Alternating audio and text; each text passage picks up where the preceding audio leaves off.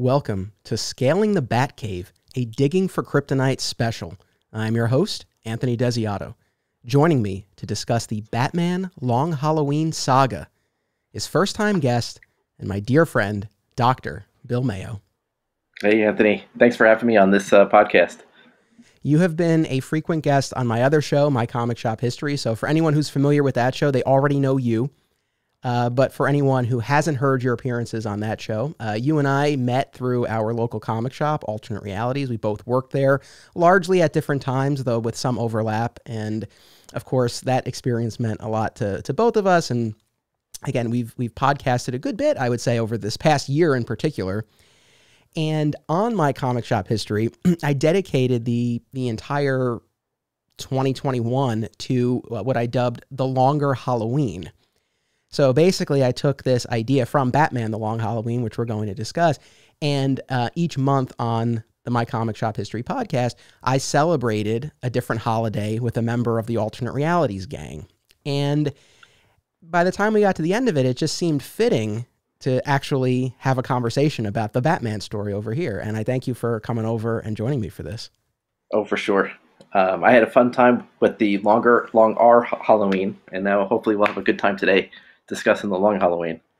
Yeah, I mean, this is a big episode for this podcast. It's a couple of firsts. It's your first appearance on it. That makes it special enough in and of itself. But on top of that, this is the first time in just over a year of the life of this podcast where we have widened our focus to talk about a character other than Superman. It's about time.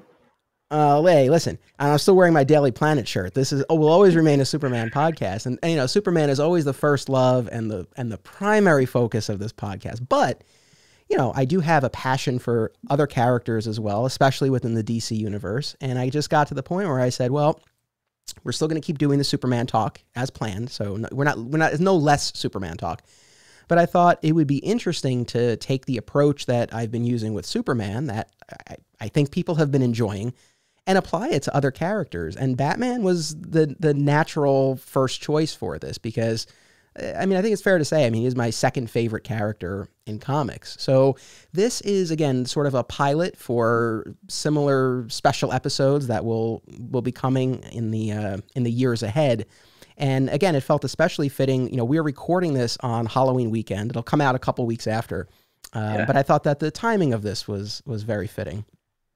Well, absolutely perfect. Every one of the stories that we're going to discuss, it seems to start on Halloween Eve, which is great. And so it makes sense that we're recording on October 30th. It's great, actually. Yeah, it's perfect. So I said, you know, it's the Long Halloween saga. So specifically, what we'll be talking about are Batman the Long Halloween, the 13-issue miniseries. And again, all of these stories by Jeph Loeb and Tim Sale, a team who's collaborated on a number of projects. You're holding up your Long Halloween trade there. So we're talking Batman the Long Halloween, as well as the 13-issue sequel, Dark Victory, the 6-issue spin-off, Catwoman When in Rome, the just released in October 2021, Batman the Long Halloween special. And you read more of this than I did, although I've read it in the past, but the Legends of the Dark Knight Halloween specials that they did years before Long Halloween. Mm-hmm.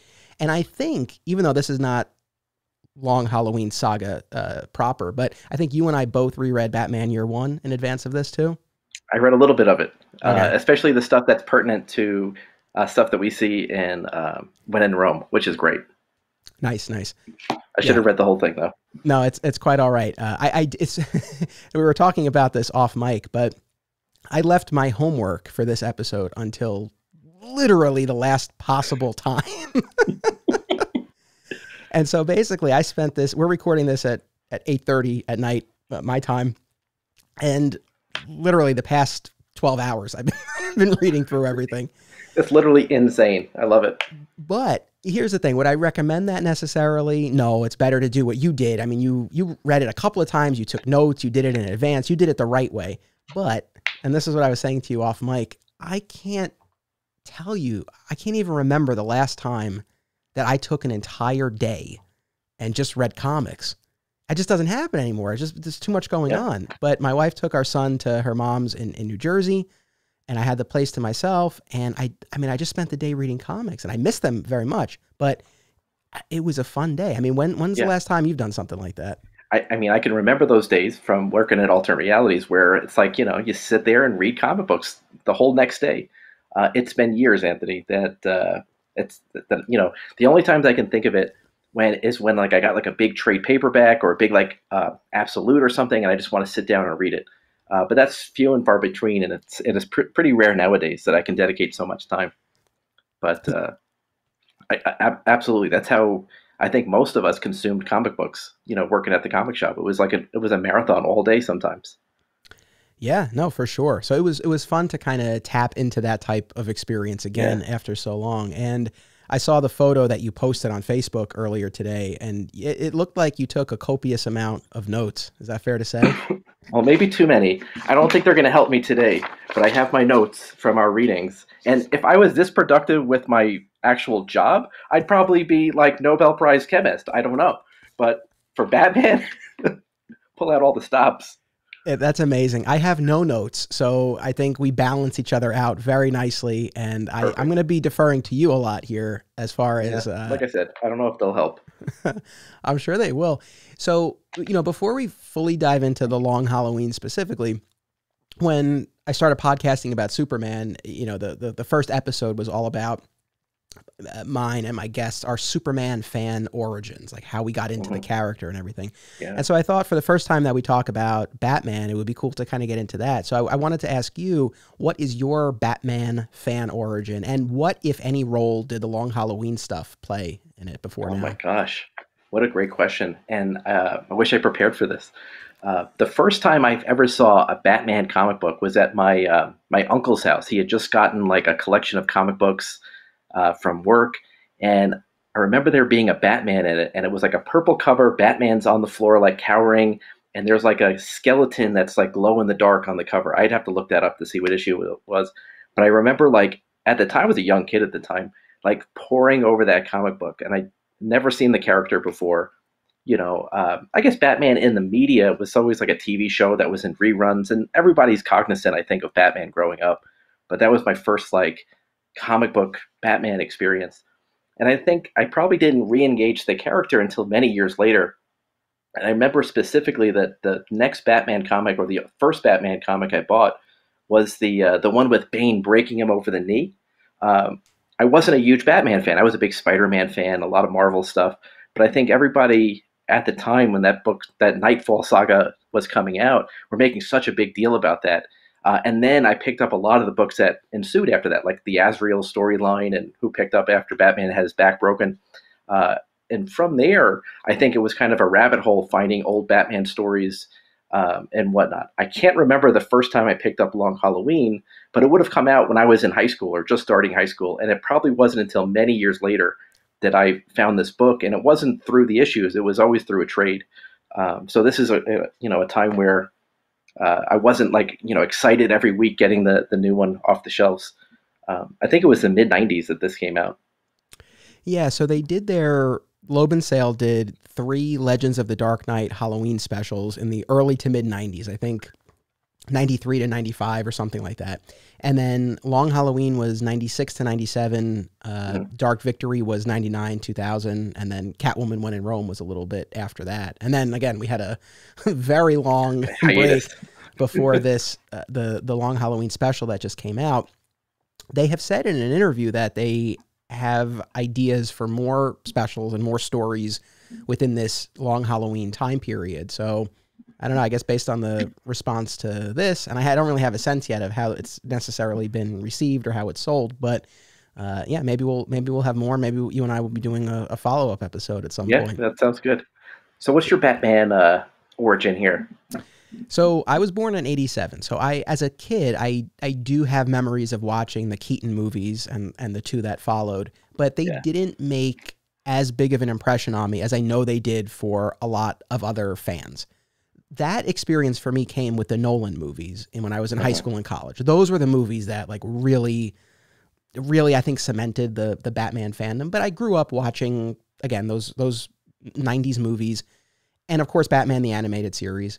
And I did read JLA in the 90s, and Batman, of course, was a prominent member of that team. So I certainly was aware of Batman and was a fan of Batman generally. But the tipping point and what actually made me a regular reader of the Batman comics was No Man's Land, the year-long 1999 storyline where Gotham is rocked by an earthquake and the government declares it a no man's land and separates it from the country. That, and it was funny because I didn't get into that until the end. I remember because it lasted a whole year across 4 Batman titles, and I just remember being at the comic shop and just seeing those covers, and they all had that unifying trade dress with the banner on the side. Yeah. And I just remember seeing it. I remember reading articles in Wizard, and it was just like for that whole year, they just kind of wore me down because eventually I was like, all right, like let me see what this is about. And I ended up tracking down the entire year's worth of No Man's Land in back issues. It wasn't not an easy thing back. Well, not back then. It wasn't so easy. I don't know.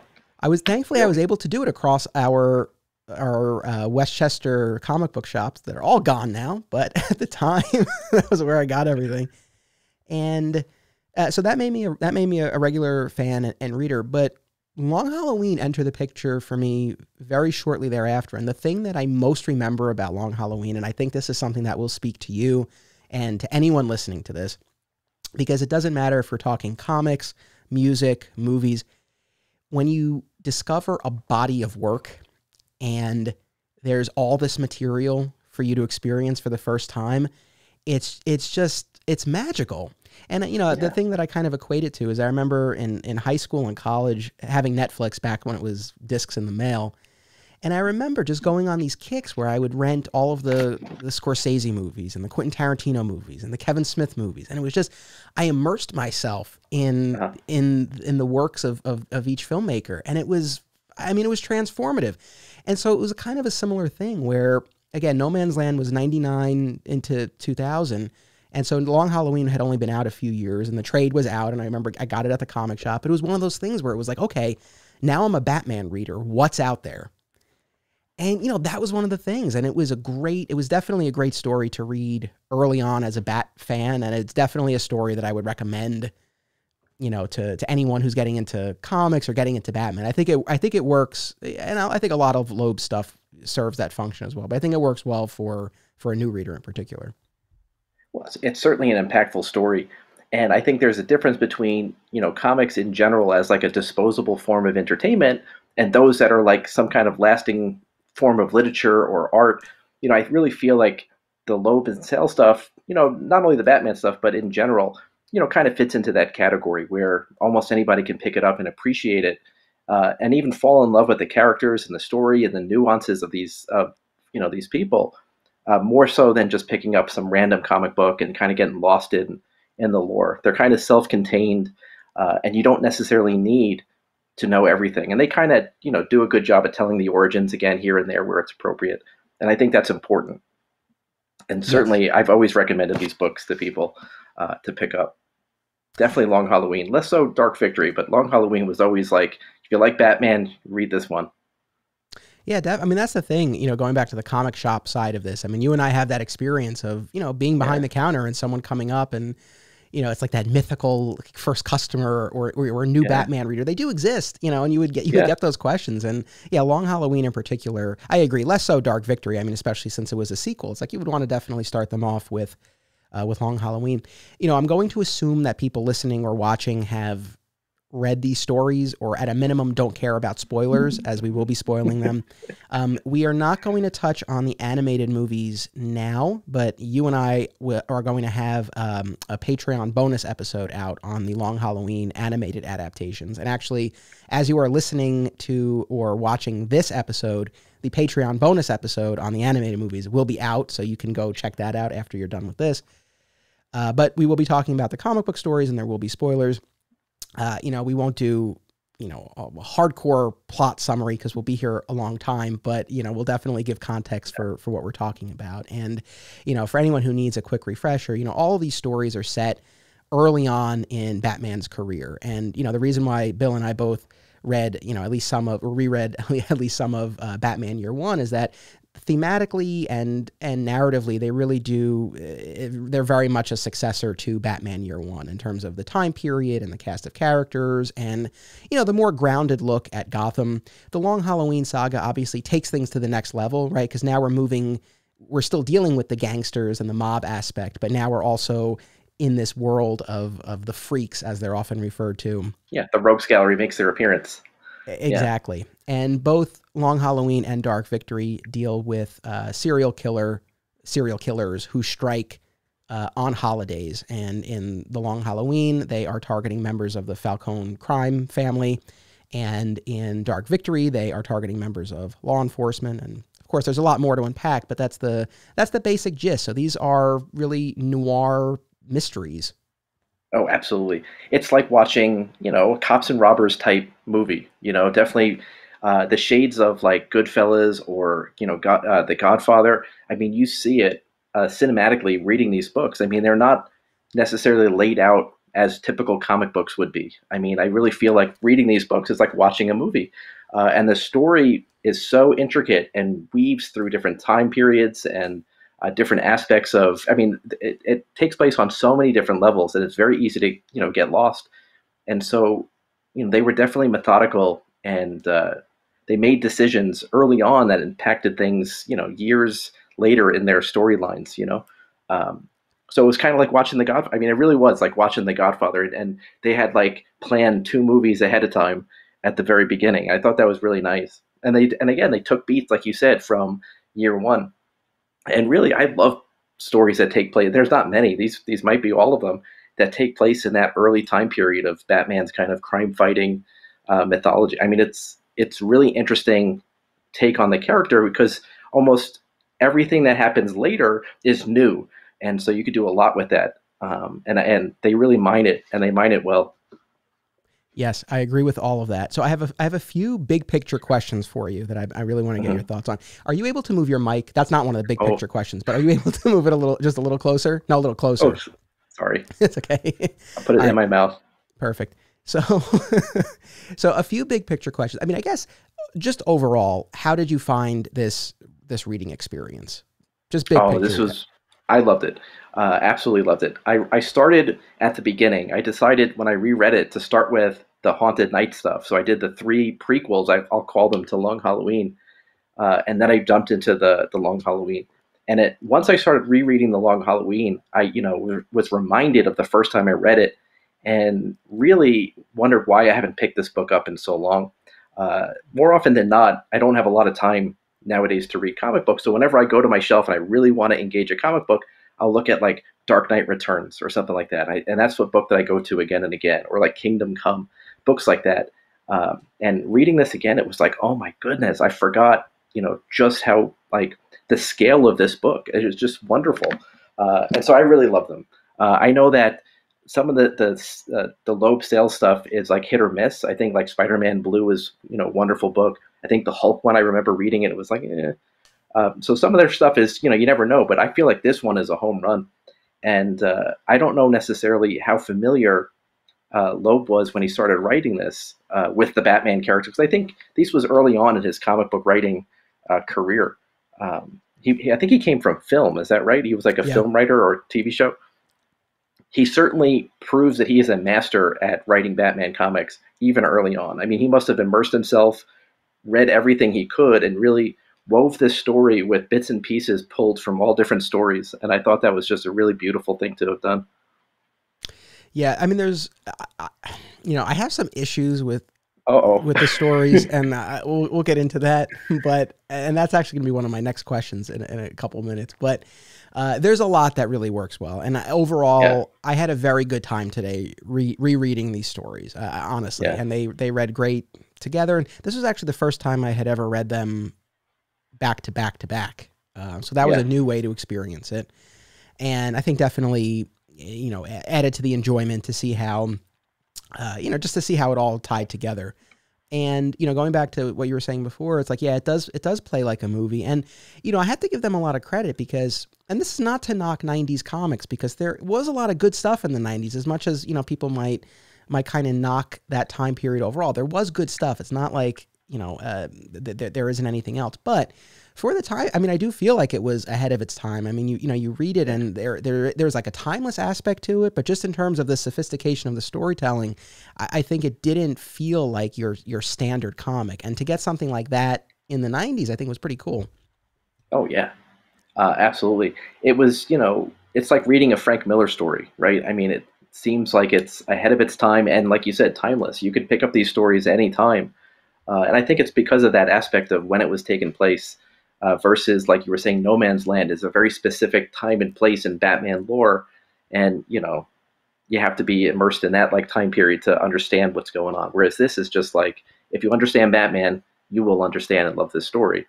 Because it's the heart of the character. It's fighting crime and fighting the mob. Yeah, 100. That's the thing, and I have a lot of love for No Man's Land, and I reread it just a few years ago, and for the most part, it held up well. But again, it's an event with multiple titles and multiple creative teams, and again, it was fun, and it incorporated the whole Bat family of characters. And so there's a lot of value to that. But yeah, I think something like this really does get to the heart of the character, really in a more fundamental way. And even just the world, the world of Gotham and the villains and the GCPD. Oh, that was the other thing that I'm sure, you noticed as you were rereading this stuff too. I was really struck by how much subsequent adaptations have taken from the Long Halloween. Especially in the Long Halloween itself, when you have this alliance, among Batman, Gordon, and Harvey Dent. I mean, we see that play out exactly in The Dark Knight. I don't know. Did you ever watch the Gotham TV series? No, I haven't. People are kind of split on that. I liked it though. I watched it all the way through.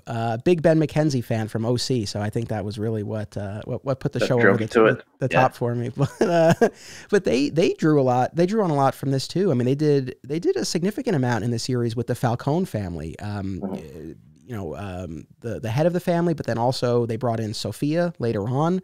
A different take on the character, but still the same idea. So that was, and I know we haven't seen much of The Batman yet, the upcoming Matt Reeves, Robert Pattinson movie, but, that is set during this early period as well. And I think in interviews, I think he might have even said that this was an inspiration as well. So, that's something too that really stood out, was how much other versions of Batman have borrowed from this. I can't imagine doing something in cinema and not engaging at least the Long Halloween as some sort of an inspiration point. I think it goes into, I think all of his books, really, Loeb's book, really explore aspects of Batman, the character, that are important motivating factors for him.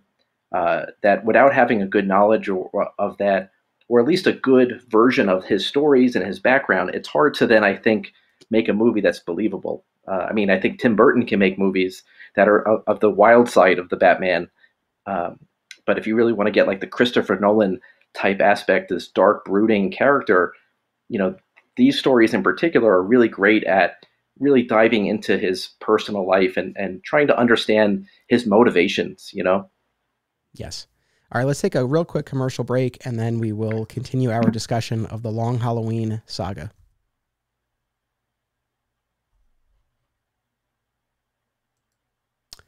Actually, scratch that, because there was an issue with the video file, so we'll circle back to that in a moment. In the meantime, oh man, it's quite all right. We'll get there.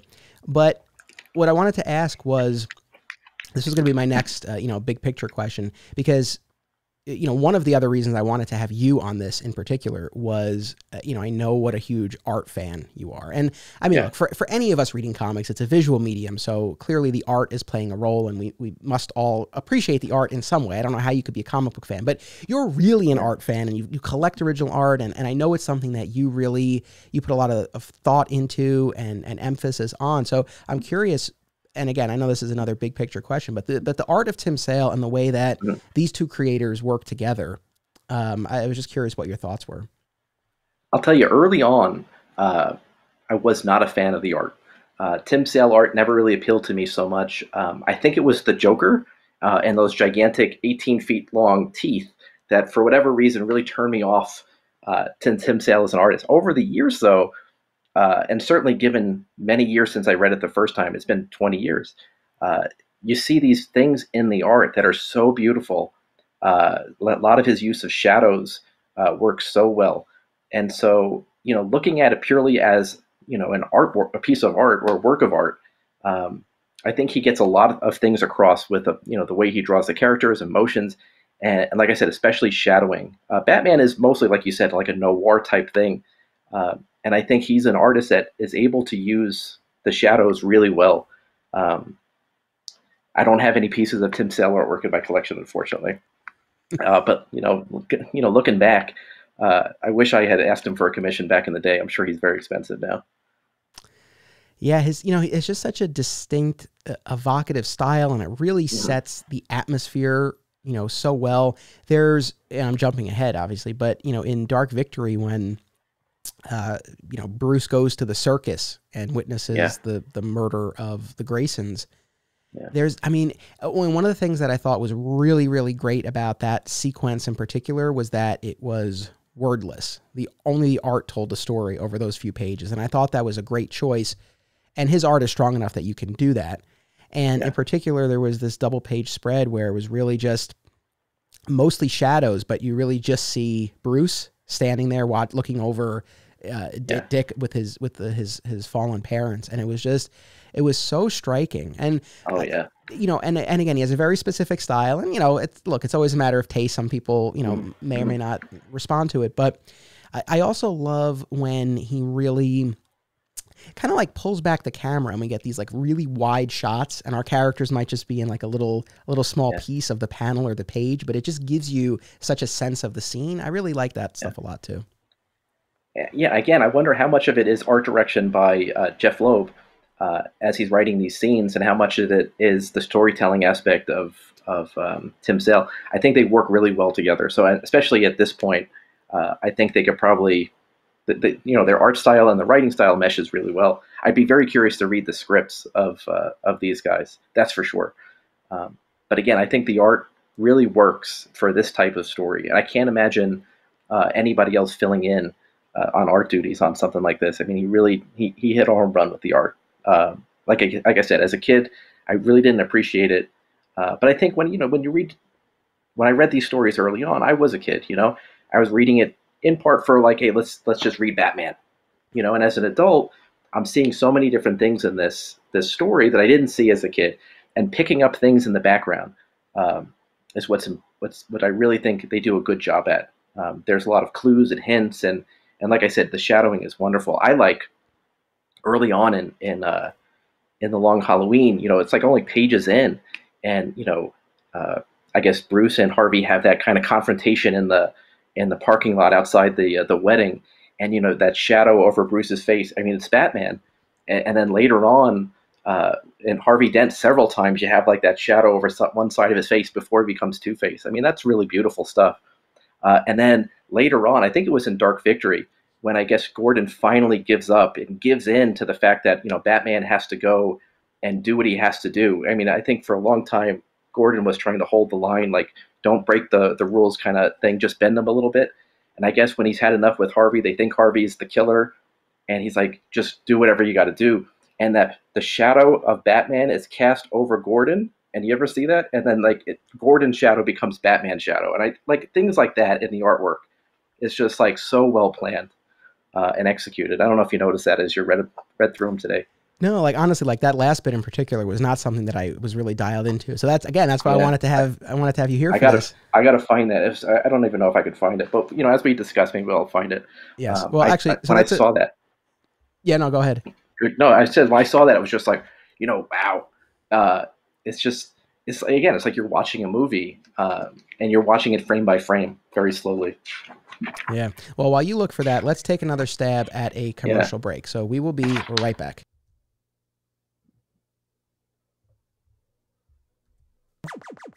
The Hive Comics and Games is an oasis of nerd fun and events in the heart of Odessa, Texas. Whether it's comic book superhero stories or role-playing in a dungeon, the Hive is where to be. Come tap your mana and face off against the top Magic the Gathering players in West Texas. Hive carries a majority of new comic titles each Wednesday and has all of your favorite titles in their back issue section. Follow them on Facebook at The Hive Comics and on Instagram at The Hive Comic Shop.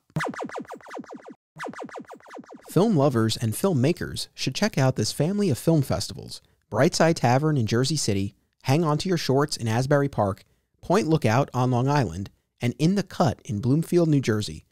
Submission information for filmmakers, as well as details about the festivals generally, can be found at filmfreeway.com. Also, be sure to listen to the Hang On to Your Shorts and Cullen on Film podcasts, available via a shared universe network. All right, Dr. Bill, we're back. Okay, so here's the other global question. Yeah. Hold on. Let's show you some of these shadow scenes, because I pulled them up. All right, go for it. And so here's one I absolutely love, right? So obviously, how do you not tell that Bruce Wayne is Batman? Look at that. I mean, all he has to do is wear a fedora, and, he's Batman. Here's the that beautiful... oh, man, I don't know how to do this. It's okay. Well, because you're cropped, but I think I can see what you're showing. Yeah. There's that beautiful Two-Face before he's Two-Face. That shadow works so well with Harvey Dent. And that one that I was talking about that you might have missed, it was actually in Long Halloween. And so when they think that it's Harvey Dent who's actually Holiday, and he says, "Do what needs to be done," there it is. Look at that shadow. That's both Batman and Gordon at that point. I mean, it's beautiful imagery right there. Yeah, you can only pull that off in a comic book. I mean, that would be missed in a movie or something. But I mean, it's just so, and it works for the scene too. That is a great point. I mean, that's the thing. I think when you can do something in a comic that can only work in a comic, I think that's really special. And again, just shows what the medium can do. All right, so here's the big question that I wanted to ask, and this kind of points, I guess, to some of the potential frustrations that I have with this story. Long Halloween and Dark Victory in particular, are they good mysteries? Satisfying mysteries? And part two, if not, is that okay? Because that might not necessarily be fatal to one's enjoyment. So where do you land on that? Okay. I think there's some other kind of cerebral questions that we can ask. But certainly, is Batman the world's greatest detective? No, not by these standards. It's funny because each issue is essentially like a month between each issue, more or less, right? And he's still trying to figure things out. And some of the clues are staring him in his face.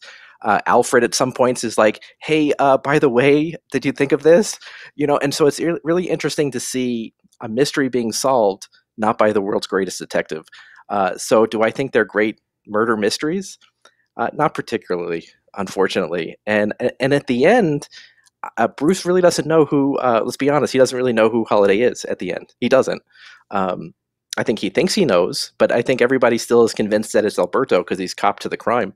And so in that regard, they're not. But I think they work on different levels that doesn't make so much of a thing. I think the story in general is just, like I said, it's so nuanced that's just part of it. This whole, who is Holiday, or later on, who is the, what do they call him? The Hangman guy. Hangman. Yeah, really bad name. So do you have the same problems there?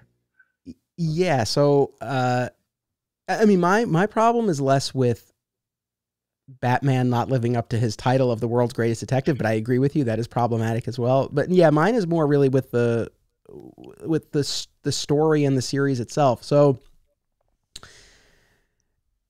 not too long ago, right, I did this run of My Comic Shop Book Club episodes. You were on for one of them. We talked about Darwin Cook's Parker series. And I also did another episode with our mutual friend, Tom, on the Batman Hush, also by Jeph Loeb. And, what I said about Hush was that, not the greatest mystery, but it's an effective story because it introduces you to the Rogues Gallery and the supporting cast. And I was a little bit more forgiving of that story. But I guess I was expecting a little bit more revisiting The Long Halloween. And essentially I had the same issue with The Long Halloween and Dark Victory as I did with Hush, which is, and I'll also say this too as another disclaimer, it's not like I'm a huge mystery guy and consumer to begin with, and I'm no expert, but I feel like at a fundamental level, if you're going to go out and start, this whole idea, this 13-issue saga that's going to be the shrouded in mystery, make it something. Here's the thing. I think when you get to the end of any mystery, and you know, it's like I've watched a lot of Sherlock, for example, but when you get to the end of a mystery, it should be surprising. You know, it shouldn't be obvious, but it should be something that you could have figured out. It should be something that when you go back, you see all of the pieces. And it also should be the thing that you can go back and you'd be like, oh, it could only have been this. Yeah. Yeah. In my mind, you know, people might feel differently about what they want out of a mystery, but that's kind of like what I think really makes a strong detective story or mystery. And I don't feel you have that here, because I feel like in Long Halloween in particular, you have issue after issue after issue of these organized crime members getting knocked off on a holiday. And almost any character could be the culprit. And there's an issue where Batman and Riddler are trying to figure it out. I did like the structure of that, where it was kind of that split perspective. That was the April Fool's Day issue. Yeah, it was a good one. Yeah, that was cool, right? And they were each going through the contenders, and they went through many of our main cast members, and it could have been any of them. And when you get to the story, the end of the story, and I don't say this to be flip, but it was just like, it was as if Loeb like just picked two, and he could have picked any two, and it could have been, and that's where I think my frustration comes in. Like, and now to your point, Alberto Falcone, who was seemingly killed on New Year's, turns out to be alive. He confesses to the murders, but then in the final pages, again, spoiler alert for a 25-year-old story, Gilda Dent, wife of Harvey, Batman doesn't know any of this. He doesn't figure any of this out, but the reader is shown that Gilda confesses, just to herself and to the memory of Harvey, to the initial killings, and she posits that Harvey then carried out the remainder of them. But again, whether we're talking Alberto, Gilda, Harvey, I really feel like you could have just taken any of these characters and said like, oh, it was actually them. And it's like, okay, like, and that's my frustration with this.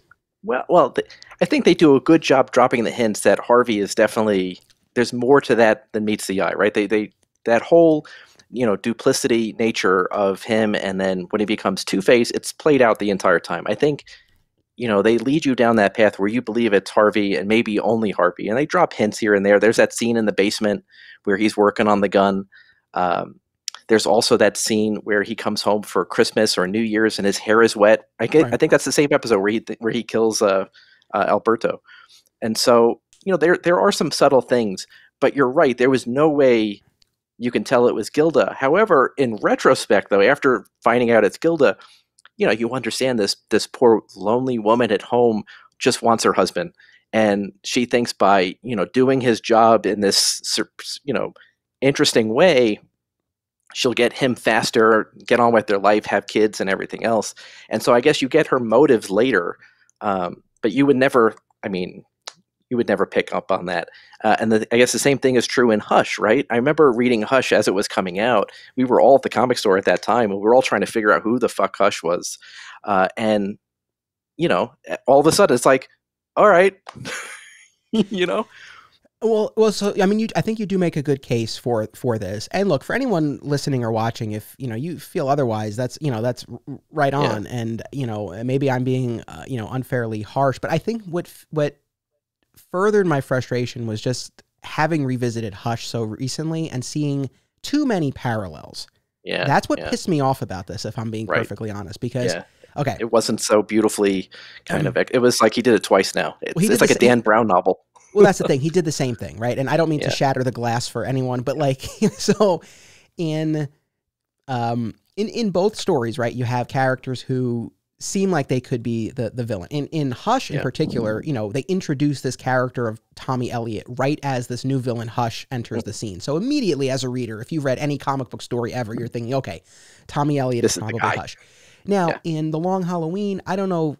I think that aspect is lessened here because there are more potential culprits, but Alberto Falcone, they introduce him. He's kind of squirrely and creepy looking. He's not in the family business. And they make a big point of telling you like he's not in the business, but you see these scenes where he's trying to give his father advice. He's trying to contribute and the father's shutting him down. So right off the bat, like I think he emerges as someone that's like, oh, he definitely could be this guy. Then he's seemingly killed. Just as in Hush, Tommy Elliott is seemingly killed. only for both to reemerge later in the story. Oh, we weren't dead after all. I'm Holiday, I'm Hush. But wait, in both cases, there's actually someone else who's behind it. In Long Halloween, it's Gilda and Harvey, and in Hush, it's Riddler. So that's what kind of annoyed me about this. It's like, you don't just keep doing the same thing. All right, rant over. No. Yeah, certainly there are flaws there, right? But, what makes a perfect Batman story? Would it be the perfect mystery? What's involved in the best Batman story? What do you want out of that in terms of characters, character development? There's so many different characters in this, and it's an interesting take on, early life of Batman. And so I think it works well, right? And I don't necessarily think that it's so big of a deal at the end that it's Gilda the whole time. I think, at the end, it doesn't matter that we couldn't have solved the murder because the clues weren't there. I think it still works as a story, and it does have that shock that you say like a mystery should have, like that twist at the very end. It's like, when she's throwing all the stuff in the furnace, you're just like, what am I looking at? Because at that point in the story, you're like, oh well, I guess it was Alberto. Like you said, it fits the data now at this point that he faked his death and now he can continue, and nobody suspected him. But when you see that it's Gilda, it's just like shocking. I forgot that, and so when I reread it the second time, I was like, wow. This is really, it works well. I'm sorry you didn't love it as much. It's okay. I feel like at the time when I read it initially, I was more taken with the reveal. Yeah. Mm-hmm. And, so maybe part of it now is that I knew what to expect, and I think probably I was looking more for, to be honest, it might've been that to an extent where I was like looking for more of like, okay, these clues that would really show how it all fit. Now, look, all that being said, I don't think it's the best I guess what I'm coming to the conclusion. I don't think Loeb is the best mystery writer, but I do think he has a very strong handle on the characterization and the other aspects of the story. And again, like I said, overall, I did enjoy everything that we read. Oh, for sure. I think he raises a lot of interesting, questions throughout it. And, thematically speaking, there's some common themes in all of the works, both in those early Dark Knight, Legends of the Dark Knight books, and certainly in Long Halloween. And then he follows up on some of them in Dark Victory, and he almost tries to tie them together towards the end. One of the themes that I pick up on a lot in reading these stories is, what is the cost of being Batman? And that's something that is constantly revisited by Loeb in those one-shots at first, and then also in Long Halloween. Certainly, there is the character is deep-rooted in this point in time, right, where his parents are murdered, and that always seems to stem, all these stories kind of stem from that central point. And some of them go as far as to hint at, alternative, pathways, so to speak. Like if that weren't to happen, we wouldn't be reading these comic books, right? And if it, happened still and Batman, merged as a different character, how would that have changed him? But certainly there's this theme of there's a cost involved of him pursuing this, and the motivating factor, what drives him to do it. There's one of the books, I don't remember which one, they're constantly talking about why are you still here in Gotham? He asks that to the doctor that kind of saves him at the end of the one shots. I can't think of her name, Dr. Tompkins. She's actually a reoccurring character. I had to look her up. Yeah. So it was kind of cool. Why do you stay here? I think Gilda asks that of Barbara. Barbara might ask that of Gilda. Batman certainly asks it of himself. And, it always comes back to, Gotham City kind of needing the Batman. But then you see certain aspects of the story where, you question it. Do you really need Batman? There's points where he can maybe even for a second, walk away a little bit. Like one of the one shots where he meets that woman, Jillian, and, he pulls back a little bit and he sees, toys with that idea. Like, hey, maybe I can go on vacation and have a life outside of this, a love interest. But it seems like, Gotham is this, jealous lover that always brings him back. I think these stories really explore that aspect of the character really wonderfully. He always gets pulled back in, right? He obviously is re-resolved. He gets like a momentary, like a fleeting, he loses his confidence that he can actually do this, continue to do this, and then Gotham always seems to bring him back, and I think that's something that always motivates Batman. I think the best Batman stories kind of go towards that. I don't know how you feel about that, but certainly I love that idea of the cost involved of being Batman, and then the biggest cost I think is the love interest with Selina. I mean, so it's explored so well in these stories, and we could talk about that in a second. But I don't know. What do you think about that? At least that one thematic area of the cost. I agree, and it's funny because I honed in on something a little slightly different, but very related. Loeb makes repeated use of the language of the promise that Bruce made to his parents. He does it in these stories. When did he make this promise? As a 5-year-old, I made a promise to my parents to defend God. When? When you went to go see Zorro at 5? I don't know. It's really weird. I guess it's like later in life, he kind of he had this idea that, right? Sorry, I didn't mean to interrupt you. No, it's quite all right. I was also pissed by that. It was like, what is this promise? He's constantly talking about it. What the hell, Loeb? Learn how to write a mystery first. No, I'm kidding. These stories really, I think, are an achievement. I don't mean to take away from them, but so in these stories and in Hush, like Loeb really hones in on this language that I made a promise on the grave of my parents to rid this city of the evil that took their lives. Yeah. And there's one of the issues where I think at the end of it, he even says, like, I might be able to fulfill that promise. I think maybe it's the Christmas issue. And he's saying, like, I might be able to fulfill that promise in this coming year, something to that effect, if I'm remembering it correctly. But that aspect of it is kind of interesting on a couple levels, because on the one hand, it's like there's this real tragic aspect to it where it's like, well, you can never rid the city of evil totally. So there's that. Separate. Yeah. And then it just also begs the question, what realistically, like what end does he see? It's like, is there any way that he actually could fulfill that promise and that he would be able to, I guess, is there any goal he could achieve where he would feel that that goal has been met and that promise totally fulfilled? So there's that. And then the other thing, and then obviously I want to get your take on all of this, but the other thing is, and this goes to another just essential question at the heart of the Bat universe is, this idea of, does Batman's presence in Gotham attract all of these villains? Mm-hmm. And, I mentioned the TV show Gotham earlier. And again, I know you didn't watch it, but you might have heard, like, one of the criticisms of the show was that they introduced basically the entire rogues gallery while Bruce is still a kid. Mm-hmm. And, the common complaint was like these, the age difference, and, these people are supposed to come on the scene when he's older. Yeah. And, I didn't mind it so much, it worked well enough in the context of the show, but it's interesting because the Gotham show essentially flipped it then, because the way Gotham presents it, it's like these villains are here and we need Batman to fight them. Yeah. Whereas most other incarnations, it's like Batman shows up. We are dealing with organized crime. Batman shows up, and then all of these costumed villains. So do you have a preferred version of the story? Like, do you like that question or that possibility that he is in part responsible? Do you like that aspect? Well, so certainly Gordon alludes to that in one of the stories about when they're at Arkham. He's like, oh, it's like, this wasn't a problem until you got here. I think he says, do you ever think about that? And Bruce is like, no. He's like, no. He's so dismissive. But certainly I think that's part of it.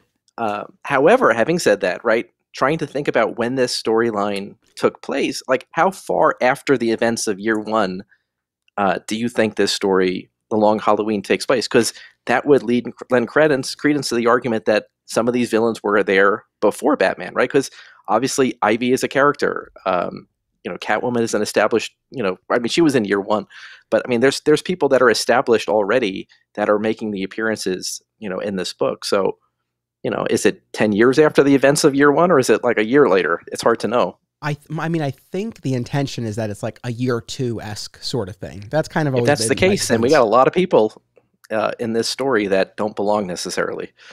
You would think that Pamela Isley would come, later on. Certainly the Joker as well, but everybody is there. I guess Joker makes the appearance at the end of year one, right? It's the card. He's like, oh, somebody's going to go poison the thing. Yeah. Right. Yeah. But it's hard. I love the idea that Batman is attracting them. I think that makes the most sense. I don't know, but yeah. it's hard to. Does it matter? I don't know. In the Batman story, in the lore, and again, I mean, no, when you take up a story like this, years after the character is established, years after all these people have made a first appearance, it almost doesn't matter. It's like they're already part of the lore. They're like Alfred; they've always been here. You know, I love. Speaking of Alfred, I love in the Valentine's Day issue where Gordon goes home to Barbara, and Harvey goes home to Gilda, and Bruce goes home to Alfred. And that's the one where he's under the influence of poison ivy. Yeah. Did you like, because, it's funny, I guess it was, as much as I had read these stories before, today was somewhat surprising in certain respects, because I guess there were aspects of the story that I didn't remember, or that I thought were a larger or smaller part of the story. Like, for example, when we get to Dark Victory, maybe because the cover is Batman and Robin, but in my mind, I was like, this whole thing was about, Robin coming onto the scene. Robin plays a very, very small part. I mean, it's a pivotal part, but relatively small in terms of screen time. So that was one thing where I was like, oh, this is very different than what I remembered. I also thought that the organized crime aspect, like, far, far outweighed the Rogues Gallery. But the Rogues Gallery actually gets more play in this than I remembered. I guess, did you feel like it was kind of a good balance showing that transition in Gotham from one type of crime to another? I think so. I also remembered it mostly as the mafia type drama, especially with Dark Victory. I was surprised so much, relied on the Rogues Gallery kind of thing. I think it doesn't distract from the fact that it's mostly a mobster type movie into a comic book with Batman as the main character, detective kind of thing. I don't know. Right. I think, when you watch anything cinematically, right, it's always like, are they going to do Poison Ivy right? Are they going to do the Joker right? You never know, right? And it's always a gamble. With a book like this, where you're introducing so many of the villains into this story that's only a 12 or 13 part story, it's like, well, I mean, are you going to be able to give them enough, quote unquote, screen time to really explore what they're there for, their motivations and things like that? I think more or less it works out okay. But certainly they are attracted to the madness that is Batman. And I think that's what drives everybody in this. Batman himself, you talk about like what end there would be in his mind. I don't know, because he's driven by pure madness, right? He catches, one of these villains, he gets him into Arkham, they break out, he does it again. I mean, how many times do you do that before you throw your hands up and walk away? I mean, Batman seems to be far beyond driven at this point to maintain this, this method. And again, true to the character, he'll never kill them, right? And that's part of the whole thing. Well, it's funny you bring that up. And his madness, probably. Well, it's funny you mention that, because the next episode of this podcast is a look at the DC Injustice story, because they just came out with the animated movie. I have not played the game or read the comic book tie-in, but I watched the movie, and that'll be the focus of the next episode. And I don't know if you're familiar with the premise of Injustice. But essentially, Joker is responsible for the murder of Lois and the deaths of millions of people in Metropolis, and Superman kills him and positions himself as the new world ruler. But it explores that very question of, for Batman in particular, it's like, how many times did this guy escape? And you didn't put a stop to him. And I mean, that's a larger and a separate conversation, but I think that, this idea of like, well, I do the right thing, I don't kill. It's like, well, that has its limits, and especially since those other guys are doing a hell of a lot of killing, when you think about it, right? He's allowing it, so to speak, to continue. They're never going to be reformed, that's for sure. And they're always going to break out of Arkham. And so you wonder why he has that, or why don't they relocate Arkham somewhere else? That could be something. I know, why don't they put it in the desert? Put it somewhere else. What I have to tell you, it was kind of goofy, but I really loved in Dark Victory when the villains, because again, they break out of Arkham, and then Harvey is organizing them, and and they're escaping through the sewers in Gotham, and then they stumble upon the Batcave. Oh yeah, that was really weird. By the way, know. then Robin comes and he gets them and all, but it's like, well, do they always know that that's the Batcave now? Well, and Do like they forget? like Bruce makes a point of saying like the tunnel, like he'll blow up he'll put dynamite and blow up the Yeah, tunnels. yeah, This will yeah. never happen again. I mean, But they have geographically some kind of idea now, right. where They it know is. roughly where it is. I know that's the thing, and Yeah, I it's a know really bad loophole there. this is kind of nitpicky, but you always get the sense that Wayne Manor is like fairly removed from like the heart of the urban center of Gotham. So it's like, how long were they, traipsing through these tunnels? But I did think that was kind of, because I don't know, I can't Close think of enough other to get the instances where trick or that's happened. treaters. Yeah, that's true. Yeah. So what else did you have in your notes? Because I want to make sure that we get to the stuff that you wanted to talk about. Well, certainly that theme of motivating factors for Batman to continue being Batman. And I don't know if you picked up on thematically, but I feel like Dark Victory is all about like loneliness and just people lost. And everybody has in this Batman universe some sort of bout with depression over this loneliness. And maybe it's just the way I read it twice now, and I really feel that that's kind of what they're trying to push in that storyline. I mean, every character has that to the point where some of them just put up their hands and have to leave. I mean, I think he finally drives Selina Kyle away to the point where she leaves town and leaves him, which is interesting for that character because there's such this playful role between, or this dynamic between Catwoman and Batman, and they definitely have some very adult themes throughout these books, and so it's clear that she wants a life with Bruce Wayne and Batman. It's unclear whether or not she really knows if they're the one and the same person. I think she does a lot of things. There's that one time where she scratches his face as Batman, and then she makes a comment when he's Bruce. But then, again, you get into the Catwoman when in Rome, and you're not quite certain if she really even knows. I think she's having these fever dreams where she's putting it all together. But, she's so intimate with both of them. How do you not know this person that you're kissing is the same person? It's very strange to me. So you have to know on some level. And when she finally leaves him, I think it's on Valentine's Day or whatever it is, she just had enough. And it's impactful, I think. I think it's impactful to Batman as a character because he's just so used to the idea that he's alone in himself, right? But he's used to the idea that everybody's always around, sort of keeping him company. There's always these guys to fight. Gordon's always there for him, but at the central part of the story, he's alone. And, Catwoman offers him, or Selina Kyle offers him a way out, and he constantly pushes her away. And, it's sad to see. And then, for example, Jim Gordon in this, loses his wife, Barbara, for a little bit, her and his son, James. That has to be crazy, by the way, in that household. You got, James and Jim, and then Barbara and Babs, right? It's like, oh my God, that's too much. But, he's struggling to get his family back together. And, there's that one scene where he walks into the empty house and it's like, oh, this empty house, just like his life or something like that. You're like, oh man, this is like so deep.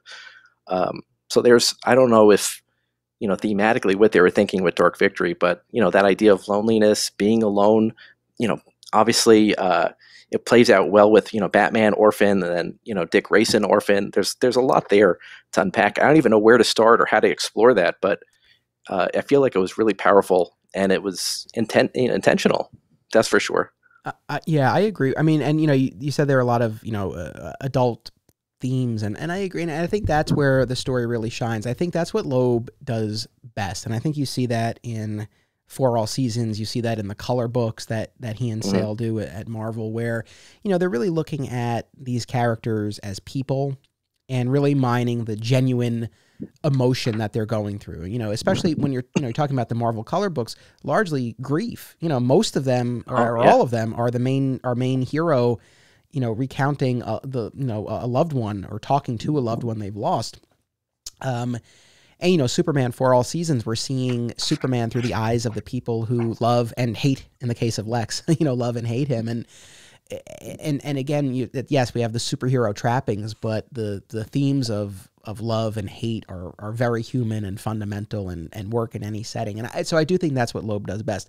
I too really liked the Bruce, Selina, and Batcat dynamic. I thought it was fun, but it also showed you, especially when he's with Selina and when Batman is with Catwoman, it's like, you know, she could be a way out of this world for him, or she could, you know, they could be part of each other's world. Like it could be a way for him to continue to do this, but not be so alone.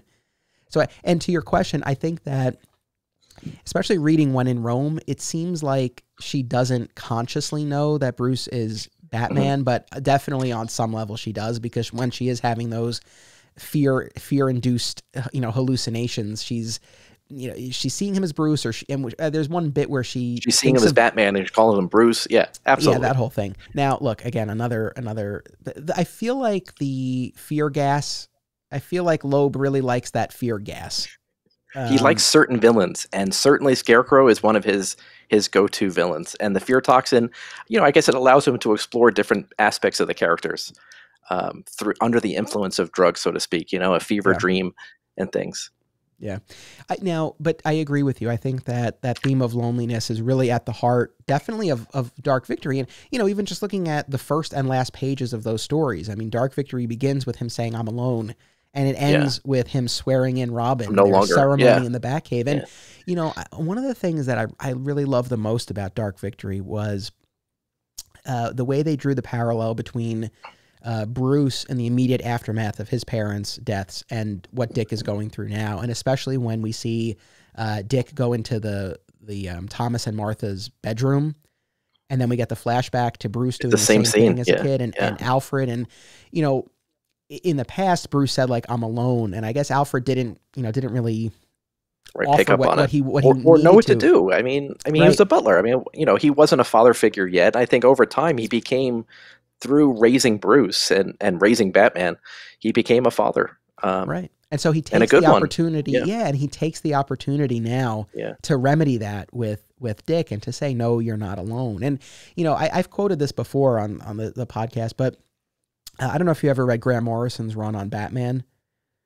No, but fortunately, sorry. It's a very, if you like Morrison, it's a great run, but there's this bit, you know, towards the end of the run where Batman says the first truth of Batman, the saving grace, is I was never alone. And that's the thing, as much as we do think of him as that loner, well, it's funny because on the one hand, I think we think of him as a loner, but then on the other hand, if you're reading the current comics in particular, you know, Gotham, the Bat family has grown so much that maybe you don't always think of him as a loner because you've got all these Robins and Huntress and you know, you've got all these other characters floating around. But like when you really strip it down to this year 1, year 2 era, it's like even at the earliest point, it's like Alfred is there with him, you know. But that idea of loneliness, and I agree with you because I think, you know, after the events of The Long Halloween and the descent of Harvey Dent, I mean, you know, Batman and Dent and Gordon were friends. We find out that Bruce was considering revealing his secret identity to Harvey. To Dent, but not to Gordon, which I thought was kind of odd. Why only Harvey?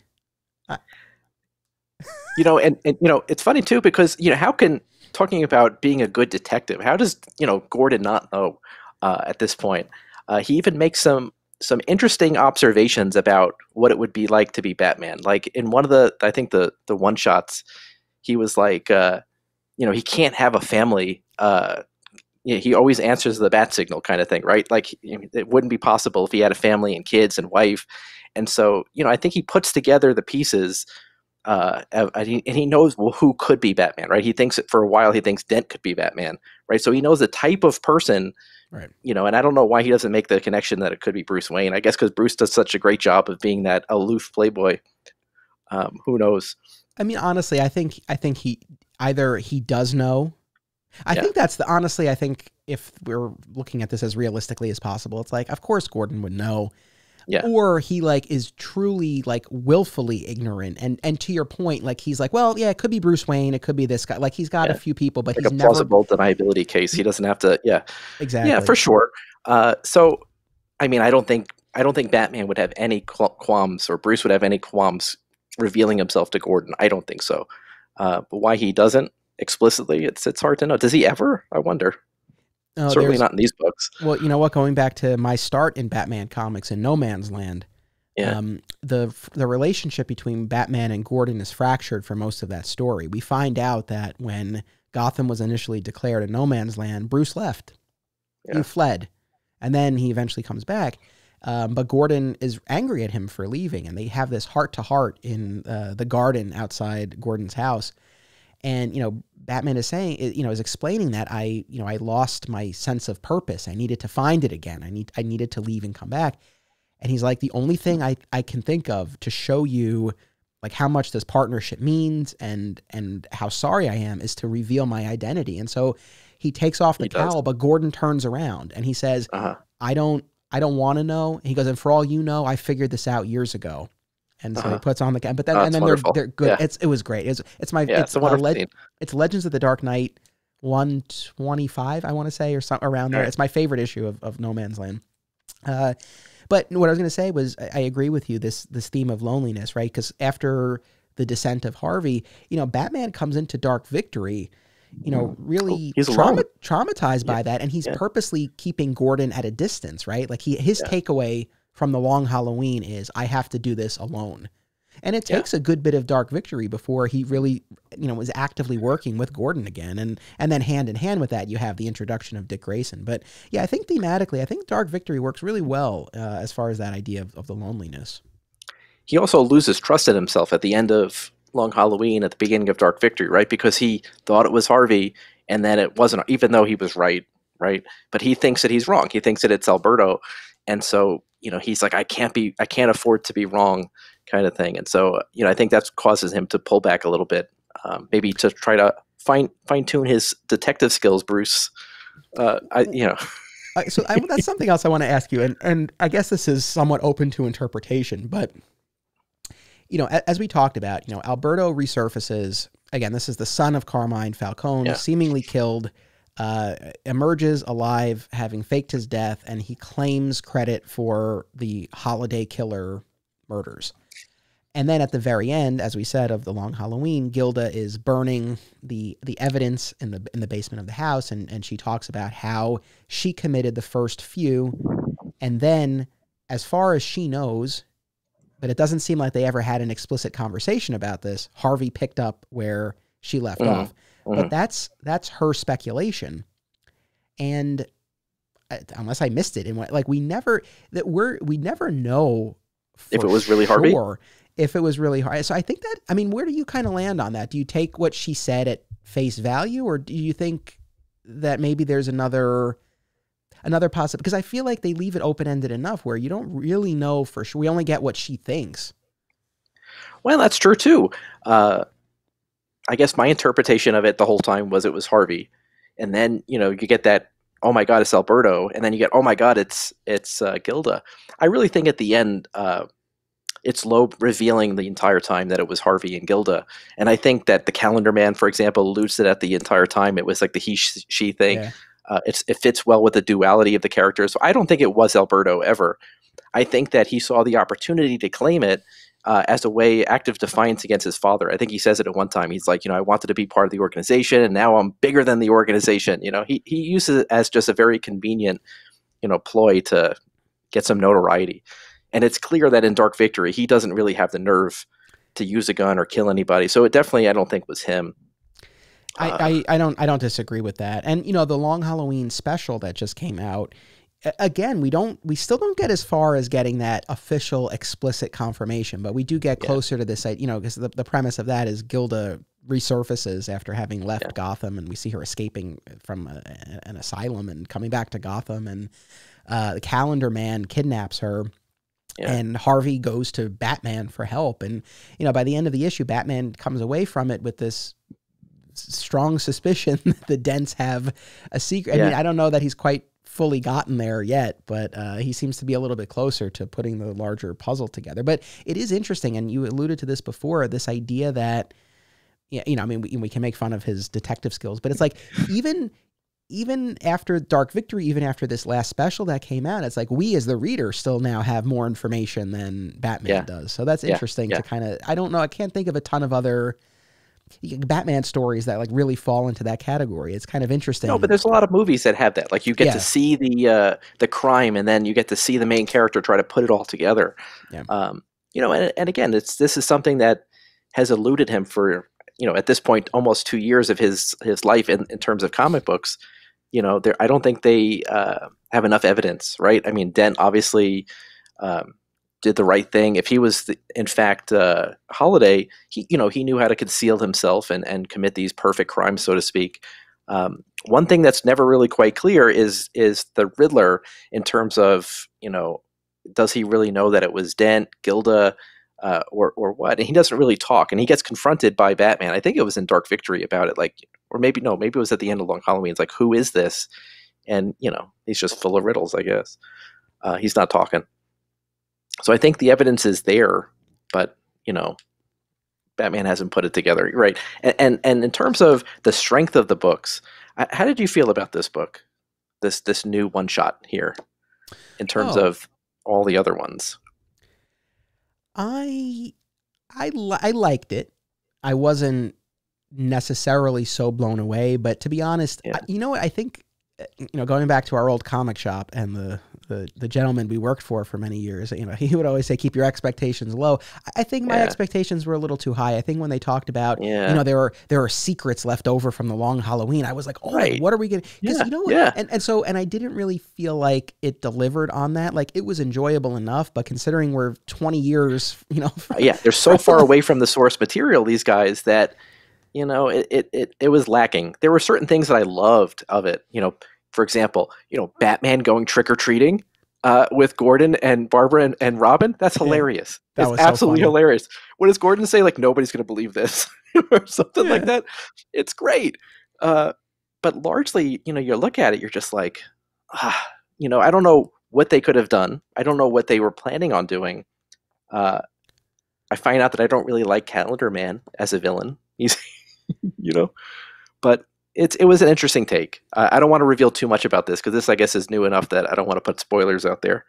I didn't think this was the strongest of all the ones that I read. That's for sure. And I don't think it does such a great job of tying it all together. I love that they're, re-engaging this time period, continuing on the story. I would love to see them do more. I think this was kind of a rush job. I don't know. I agree. Like, I liked it well enough overall, but in terms of, again, just how long it's been, and I think what they built this up to be, it was fine as this little vignette in this time period. And I don't know. I get, especially after that interview that I read where they were talking about wanting to do more. It's like, I don't know. I guess this really was more just my suspicion is like they're testing the waters, and maybe they do have a larger story that they'll give us. But let's take one more quick commercial break, and then I want to talk about the question that I thought this special might answer, and that I was disappointed that it didn't. So all right, we'll be right back. Shadadigans is a weekly podcast by dads sharing their fairly new dad experiences and also just talking about whatever. Listen, relate, and laugh. I was a guest on episode 90, and it was a blast. One of the hosts is a multiple guest of this show, Justin DeVoe. To follow Justin's fitness and cosplay journey, follow him on Instagram at RealLifeLobo. And if you're interested in starting or continuing your own fitness journey, check out Iron and Honor on Instagram. If you enjoy this show, please make sure you subscribe, rate, and review. I also hope you'll consider joining my Patreon community. The support of my patrons enables me to produce this podcast, and patrons get rewards too, including exclusive episodes, advanced listens, and more. Sign up today and get instant access to the back catalog. Visit patreon.com/Anthony Desiato. Thank you to all of my patrons. I truly appreciate your support. All right, and we're back. So the thing that I thought they might address, and I guess maybe this will be fodder for another story at some point, but we find out in Long Halloween that there was this history between Thomas Wayne and Carmine Falcone's father, right? Falcone Sr. brings Carmine to Wayne Manor when Carmine's been shot, and Thomas saves him, and the father is like, I'll pay you any price, and Thomas is like, well, I don't need your money.